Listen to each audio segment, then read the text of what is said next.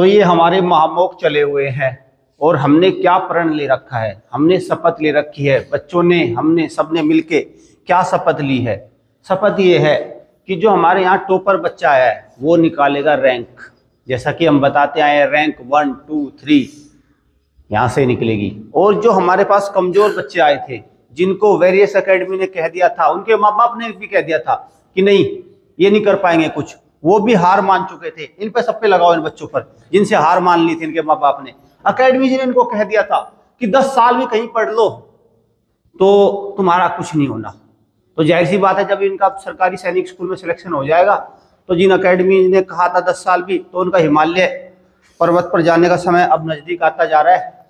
तो जैसे जैसे सरकारी सैनिक स्कूल में ये हमारे बच्चे सिलेक्शन ले लेंगे तो वो चीज़ भी हो जाएगी। मैं आपको एक बात बता दूं भाई, अभिभावक आपका बच्चा जिस भी अकेडमी में जा रहा है ना, कपड़े तो नहीं धो रहा है वो अभी वहाँ पे, मूवी तो नहीं देख रहा है, खेलकूद में तो नहीं वो आगे निकल गया, क्योंकि अगर वो पढ़ रहा है तो उसकी आप वीडियो मंगवाओ, उनसे कहो कि भेजो, रिकॉर्ड चेक करो। ये बार बार मैं आप पे प्रेशर डाल रहा हूँ, क्यों कर रहा हूँ? क्योंकि आपने बच्चा भेजा था वहाँ पढ़ने के लिए और उसका यही काम था, तो इसको आप चेक करते रहो। लेकिन बहुत सारे बच्चों को कह दिया था अकेडमी ने भी कि 10 साल 12 साल इनको कहीं भेजो, इनका कुछ नहीं हो सकता, है ना।